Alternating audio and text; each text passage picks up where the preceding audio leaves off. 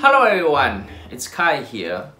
During the past 3 weeks, I've been noticing a drastic increase in number of misfired rounds from my A22R, even for premium brands such as RWS and SK. Not really sure what was going on. I kept on firing away happily, and eventually it came to the point that every single round that I put through was misfired. I was really frustrated, and the worst is yet to come because in the end, my action got stuck in the receiver, refusing to move. That was at the point when I realized that there was a serious issue with this gun. So later on, I've collected all the misfire rounds from this period. And I noticed that the fire pin mark on these rounds were not only very weak, but they scatter all over the place. Here, you will see an example of the good striking marks and the wrong striking marks which I have been getting. So my initial thought was that the gun is perhaps very dirty inside and it's all gummed up. So I should carry out a user disassembly and give the inside a really good scrub. At the same time, I thought this was a good opportunity for me to do a follow-up video on my initial introductory video on this gun, which you can find somewhere up here. After having just taken off 2 action bolts, the gun was able to be disassembled into 5 major components. First, we have the triggering assembly. Second, we have the barrel and the receiver.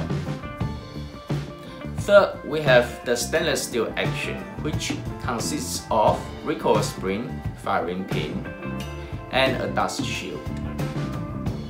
Then we have the plastic stock. And lastly, we have 1 magazine.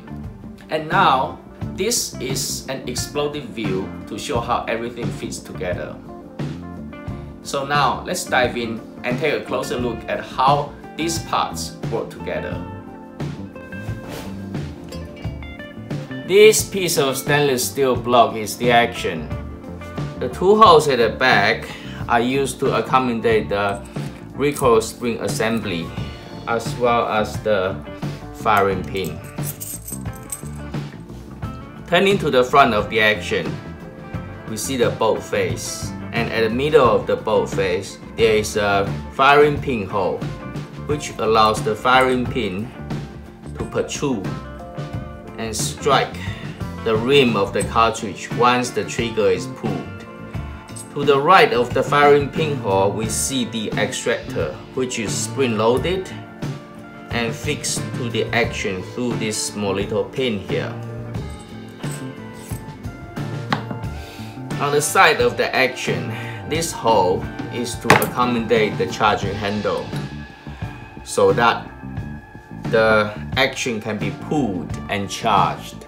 At the bottom of the action, we see there are a series of rowels and grooves cut into the action. These rowels and grooves are used to engage the magazine as well as the triggering assembly like so. And most importantly, these 2 rowels on the outside are used to slide the action freely within the receiver like so. Now, let me put a snap cat into the chamber and show you how the extraction of span casing takes place.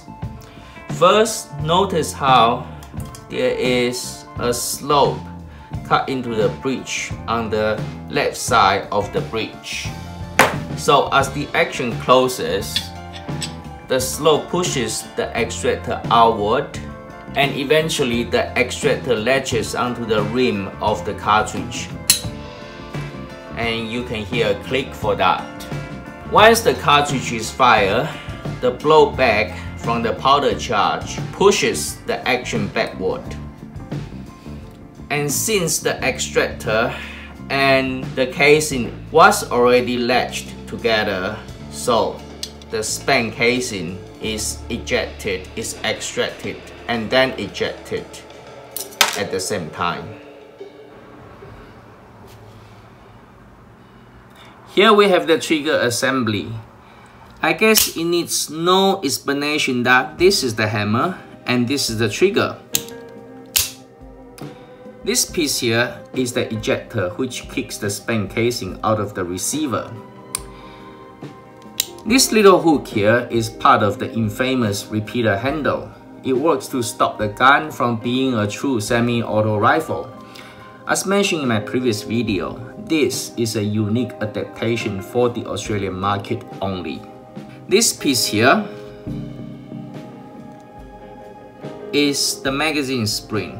It provides the necessary spring tension to pop the magazine out of the magazine well when it is released. Now let's have a look at how the action works with the trigger assembly. First, we need to fit the ejector into the center groove of the action ace button, like so. Okay. This shows the position of the action straight after the gun is fired, with the breech is still closed by the action. Hammer already struck the firing pin within the action. Immediately after this, the blowback from the powder charge will push the action rearward, which opens the breech and exposes the ejector, which then kicks the spent casing out of the receiver. At the same time, the hammer is cocked by the action. After that, the repeater handle's hook engages this cutout here, this small little notch here, and it stops the action from moving forward and loads the next round as it would in the full semi-auto version of this gun.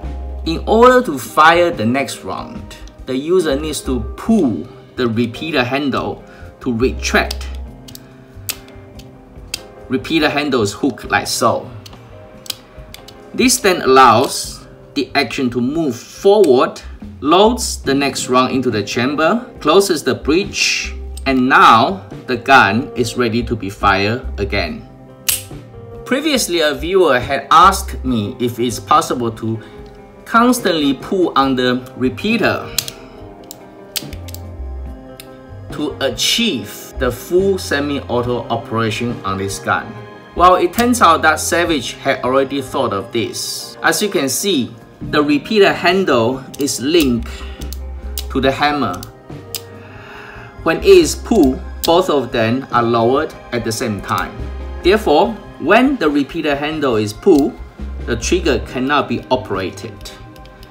Vice versa, after the trigger is pulled, the repeater handle cannot be operated. The conclusion is that this gun will never achieve full semi-auto functionality without heavy modification to its trigger assembly, which is illegal within Australia anyway, so do not even think about it.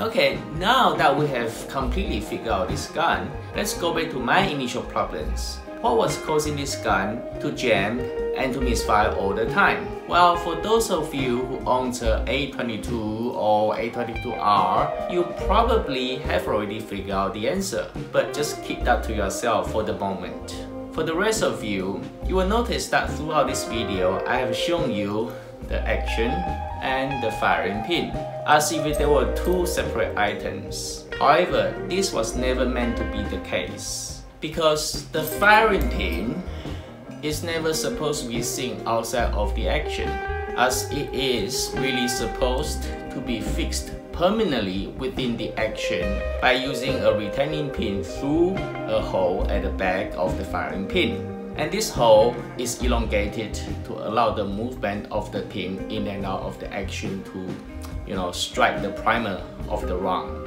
And for some reason, that little retaining pin has disintegrated over time, leaving only a little bit of it in its own pinhole. So obviously, this disintegration of the retaining pin has caused the firing pin to become loose within the action. And obviously, this has caused, all the bad striking marks and all the misfiring. And as to the jamming of the action, I think it is likely that the broken retaining pin has somehow made its way into the other part of the gun and caused the jam. Okay, so now I hope that I have demystified for you a little bit about the internal working of this gun and offer you at least, one possible explanation as to why the gun keeps on misfiring. So please smash that like button below, subscribe, and thanks for watching. I'll see you next time.